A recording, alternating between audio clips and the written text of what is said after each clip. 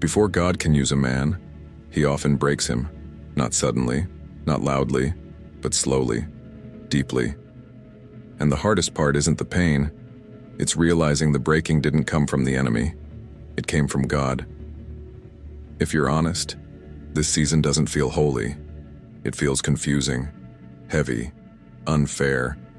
Things you once leaned on no longer hold you. Confidence feels fragile.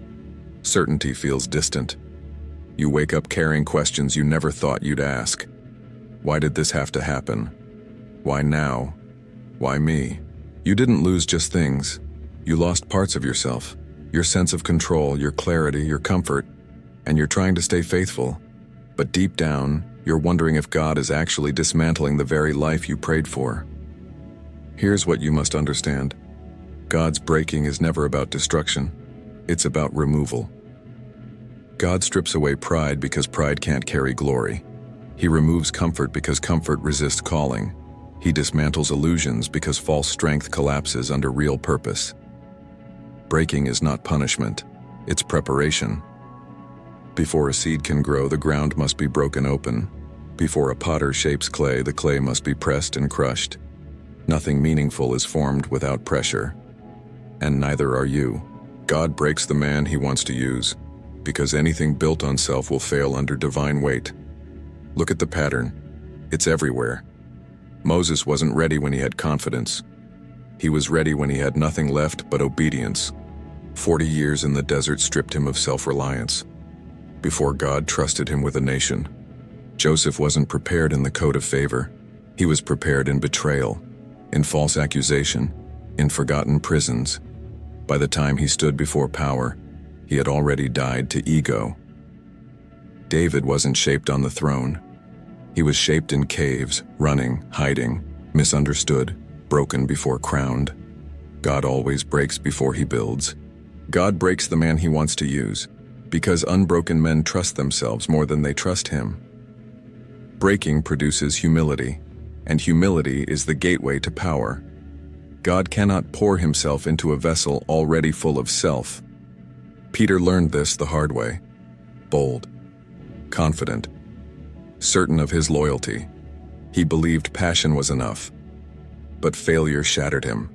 Not once, 3 times. And when he wept, it wasn't just regret, it was ego dying. After that breaking, Peter no longer spoke from confidence in himself.